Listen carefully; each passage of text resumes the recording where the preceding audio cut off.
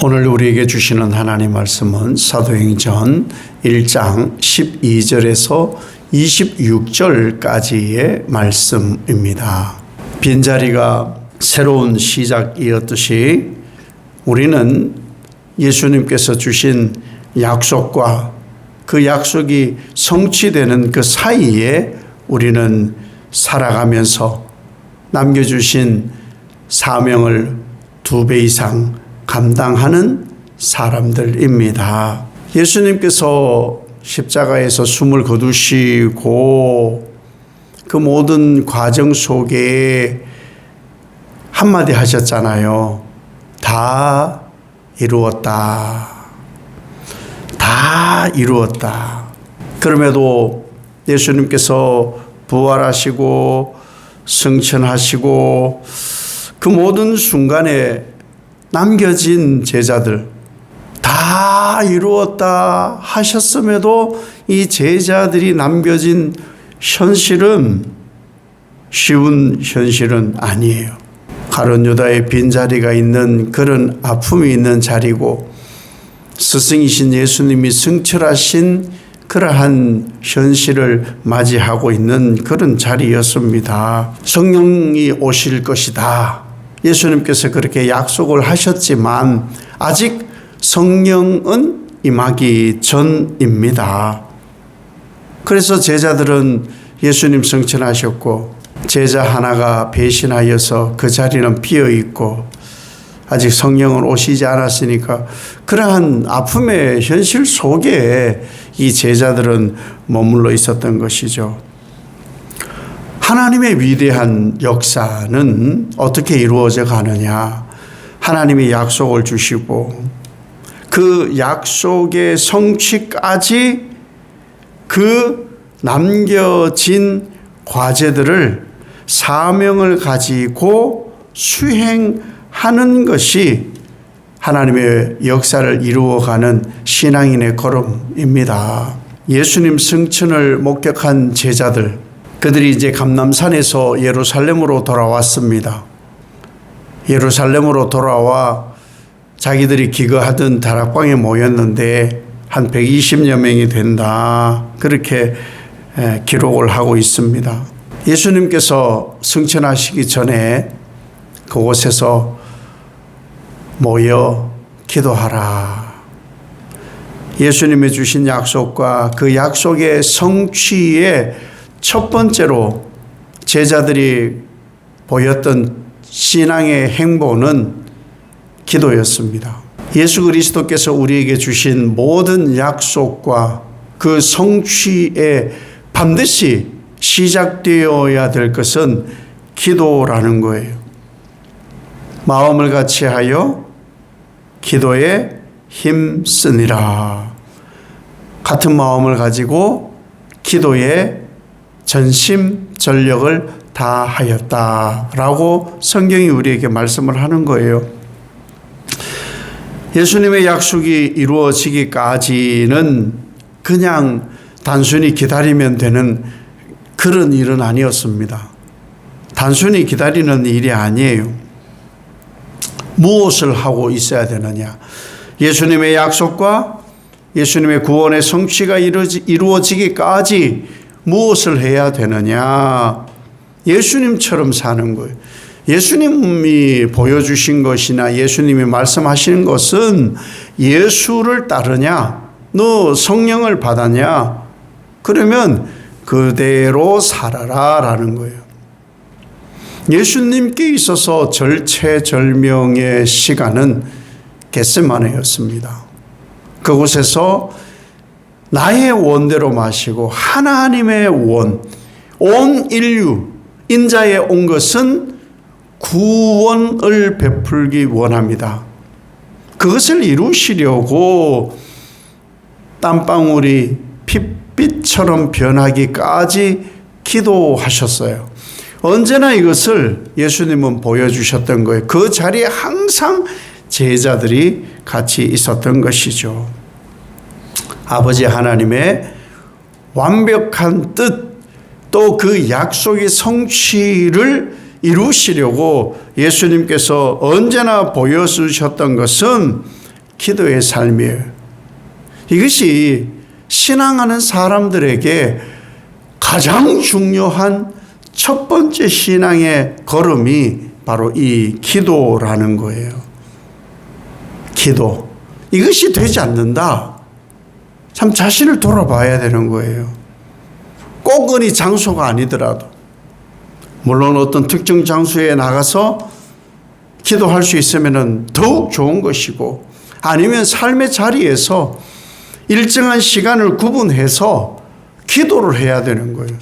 그것이 약속을 받은 사람, 그 약속이 성취되기에 그 사명을 감당하는 과정 속에 살아가는 예수 따르는 제자, 예수 삶을 살아가는 사람이 해야 될 가장 중요한 신앙의 덕목입니다.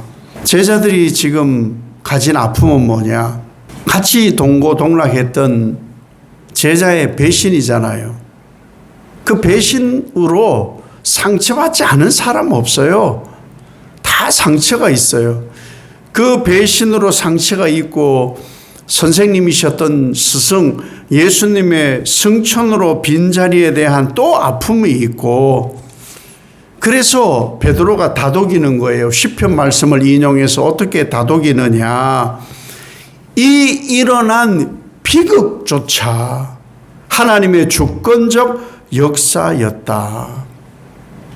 비극도, 우리가 겪는 아픔도, 상처도, 사건도, 어려움도 하나님의 주권적 역사 속에 있다. 그래서 그 예수 그리스도가 주 되심의 복음 증거를 위하여 하나님께서 예수 그리스도를 우리에게 보내심, 그리고 승천하여 가심의 그 모든 핵심인 복음, 그 일의 증인의 삶을 살도록 비극에만, 이 비참한 상처에만 머물러 있지 말고 제자를 뽑아야 된다. 그래서 봉사와 사도의 일을 계속 우리는 해 나가는 것이 사명이다. 베드로는 이렇게 다독이고 있는 거예요. 그래서 제비뽑기를 하잖아요. 제비뽑기는 가장 성경적입니다. 인간은 야망, 욕망에 벗어날 수가 없어요. 선거를 한다. 적이 되는 거예요. 하나님은 제비뽑기를 원하셨어요. 인간의 야망을 완전히 배제하고, 투표의 정치도 완전히 배제하고, 온 우주의 주권자, 사람이나 동물이나 식물이나 모든 생물까지 주관하시는 이 하나님께서 이 일을 이루실 것이다. 그래서 하나님께 모든 결정을 넘겨드리는 거룩한 영적 위임이 제비뽑기예요.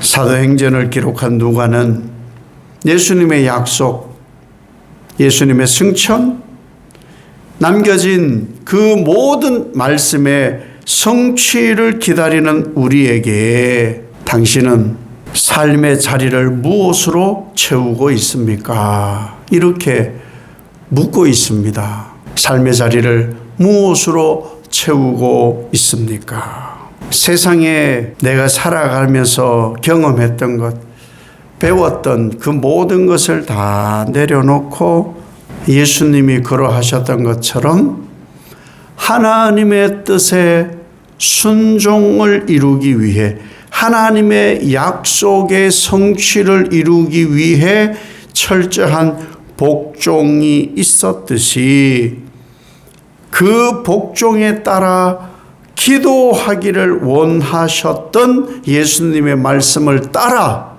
제자들이 그렇게 했던 것처럼 내 삶의 모든 주도권을 주권자이신 하나님께 위임하여 드림이 우리의 빈자리를 채우는 하나님의 은혜라는 거예요.